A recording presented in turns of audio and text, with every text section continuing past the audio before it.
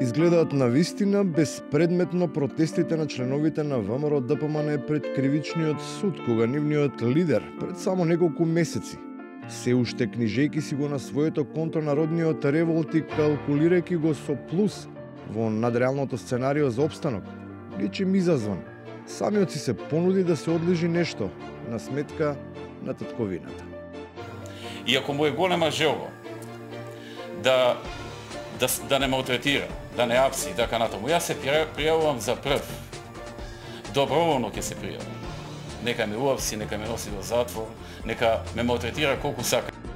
Кога тие лесно искажани зборови, таа прозаична популистичка реторика наспроти очекувањата станува реална ситуација, тогаш тие како бумеранг се враќаат на местото од каде што и дошле. Бидејќи некој очигледно предоцна сватил дека времето никогаш не умира. Но брзо ќе дојде денот, кога ќе свата дека кругот се врти и продолжува да се врти. И многу лесно од горниот дел може да се најдат во долниот дел на кругот.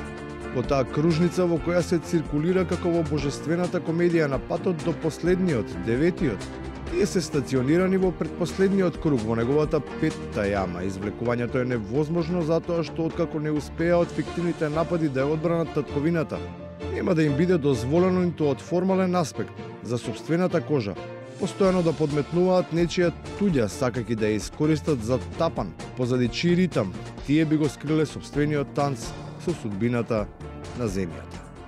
Јас кажав во еден мој преходен настап. Државата е нападната.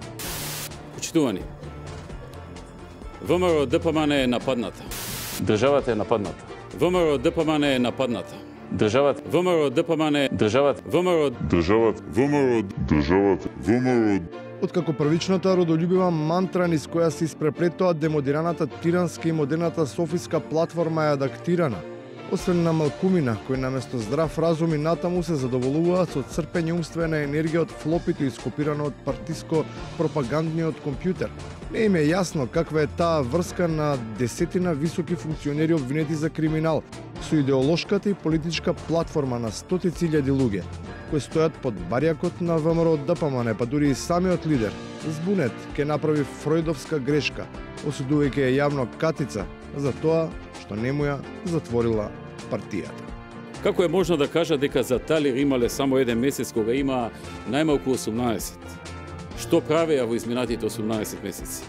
Тоа што и тие го правеле, ќе може да се види во наредните 18 месеци, иако во блокот неверници во институцијата која требаше да ја врати вербата во правдата, освен ВМРО ДПМН, наеднаш се вградуваат и оние чија кампања и освоени гласови.